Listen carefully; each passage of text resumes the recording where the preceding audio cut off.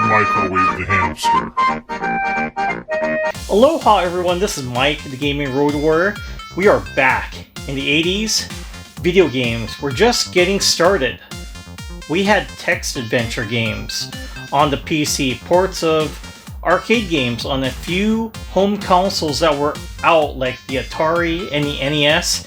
That was pretty much it, unless you wanted to go and actually spend money in the arcade. I lost so many quarters.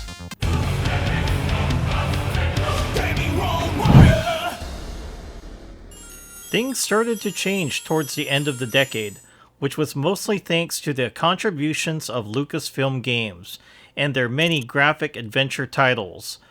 One of those games, Maniac Mansion, has kind of a reputation for being a dirty game. Unfortunately, I played the game on the NES, so I missed out on all the dirty stuff back then. So today, I'd like to revisit Maniac Mansion and take a look at the game's history, including all of the censored content that has been restored in recent years, as well as the TV show. Oh yeah, there was a TV show. Weird, right? Let's check out the uncensored history of Maniac Mansion.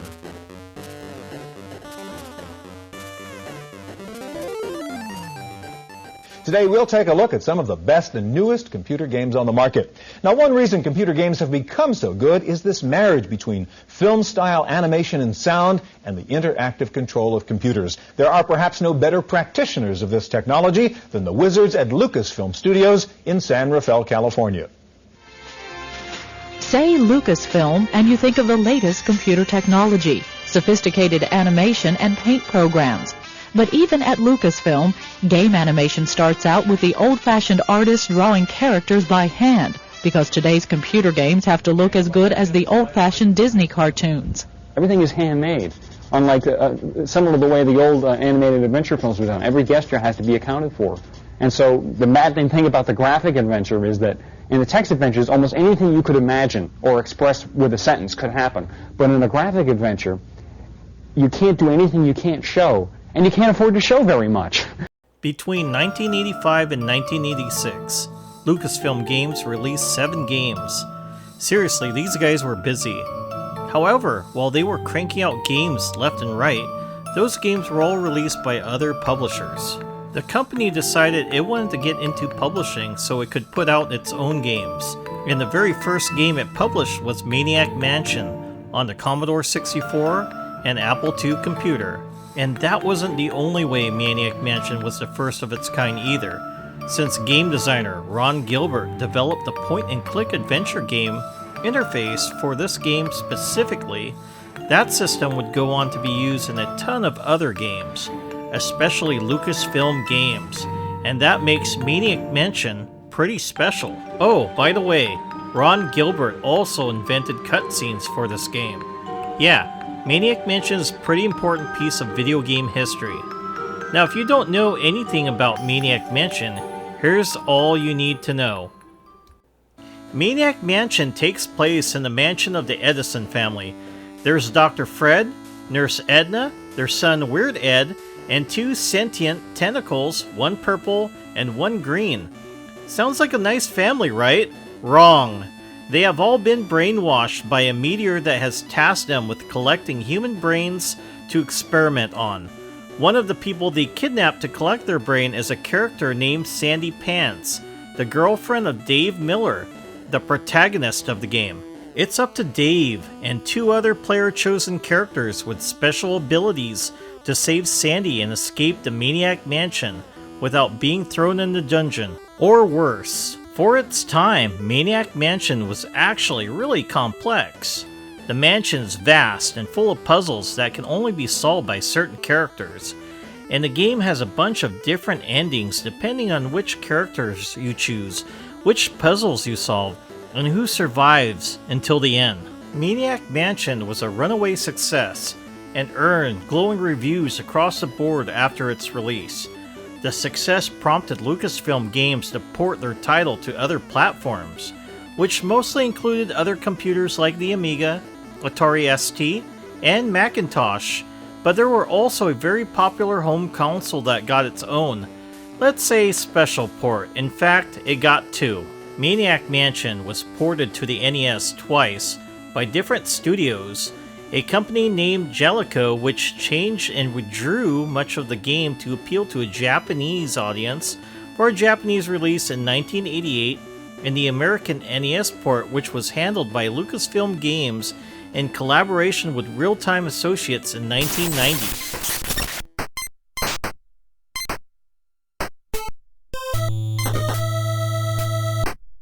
Nobody talks about the Japanese version because it was so different from the original game, but for as similar as the American port was, it also changed quite a bit. In order to be released on the NES, Maniac Mansion had to comply with Nintendo's strict standards for age-appropriate content. If they didn't believe it was suitable for kids, it had to be cut out.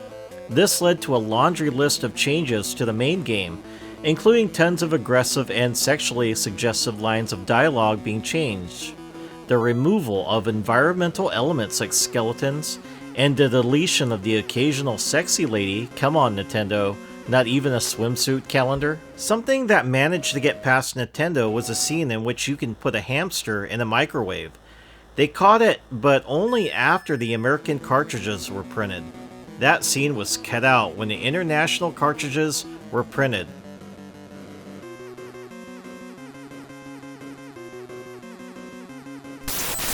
So I don't condone sticking a live hamster or any other small animal in the microwave, but I have no problem sticking Wendigo, the poop Wendigo, in the microwave. Wait, what? Hey, I'm sorry I stuck Weirdhead's hamster in the microwave. It's just a game, bud. Why are you cooking me in the microwave, you fart knocker? Stop! No!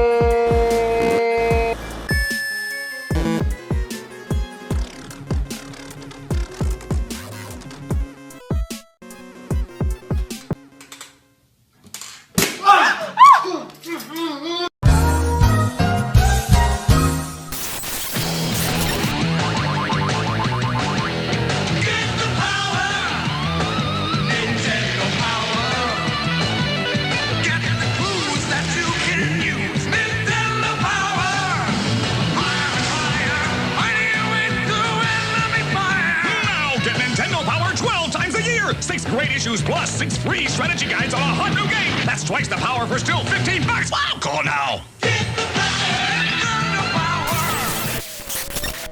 A Lucasfilm Games employee named Douglas Crockford volunteered to direct the NES port, and he was unfortunately had the task of changing the game to meet Nintendo's standards while also trying to keep the spirit of the game intact. At the end of the day, I think he was pretty successful. It ultimately helped Maniac Mansion sell a ton more copies and become even more popular, which led to the creation and continuation of one of the most bizarre TV shows ever made. All began as an innocent little lab accident, and now Uncle Harry is an uncommon housefly, and 4-year-old Turner is as big as Dad. But the Edison family makes the best of a bizarre situation in their happy home known as Maniac Mansion. I want you to meet the Edisons.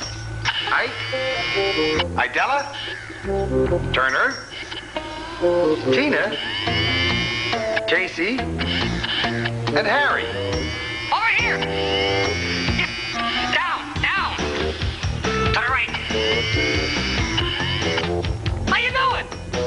Maniac Mansion accentuates the positive as the looniest, sweetest family comedy of the year. No matter what, through thick and thin, and no matter how strange your family may appear, it's the family stays together. They stay close-knit. Experience. The same month that the NES port of Maniac Mansion hit store shelves, a Maniac Mansion TV show also hit the airwaves. As if a show based on this bizarre game wasn't weird enough, it was created by Eugene Levy, the dad from American Pie, and the dad from Schitt's Creek. What can I say? The guy has dad energy. Confusingly, the show had little to do with the game it shared its name with, outside of the family being called the Edisons. Instead of a sci-fi horror show, It was more in line with this wacky family sitcoms that were so popular in the 80s and 90s. However, the meteor is still there and some surreal weirdness keeps things interesting. Two of the characters have their genetics altered, turning one into a grown man with the mind of a child, and the other into a normal-sized housefly with a tiny human head. The show got great reviews from normies and ran for a total of 3 seasons. But fans of the game didn't have as many nice things to say about it. It really did have almost nothing to do with the Maniac Mansion game, which is a bummer. When Maniac Mansion ended its run in April 1993, it wasn't all over for Maniac Mansion fans. A sequel to the original game called The Day of the Tentacle was released just 2 months later in June 1993. But then after that, yeah, Maniac Mansion was pretty much done in the public eye. Fans held it close to their hearts for the following decades, with several people developing fan remakes of the game like Maniac Mansion Deluxe and Meteor Mess, along with a musical? An Argentinian stage show titled Mansion Maniaca was released in 2023. Isn't that wild? Before that though, Disney bought out Lucasfilm, and that included the backlog of classic Lucasfilm games. They took advantage of their purchase by re-releasing Maniac Mansion on digital stores like Steam and GOG.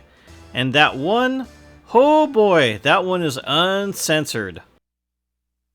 I didn't have a Commodore 64 or an Apple II back in the day, so my only exposure to Maniac Mansion was a censored NES port.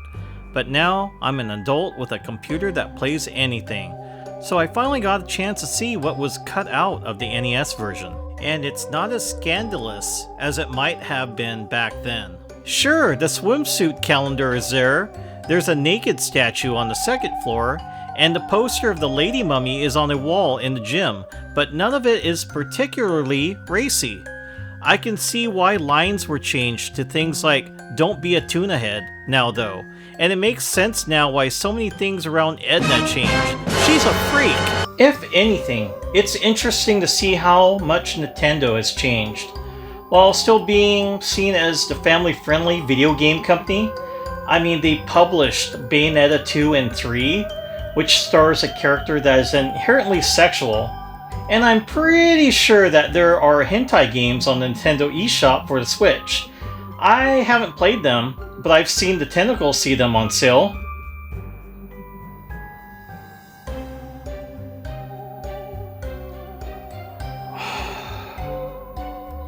No, you two, I am not looking that stuff up on my Switch. You guys broke your Switch by doing things to it I'm not going to discuss on this channel, but you're not touching mine. It's weird, right? How can you go from censoring the word kill to allowing games like Mad World to be made for the Wii, or Resident Evil 4 for the GameCube? Maybe the wholesomeness of Kirby and Mario just balances everything out. That's my best guess anyway. Thank you so much for watching this video. See you next time, and remember, gaming is your road to adventure. Take care, folks.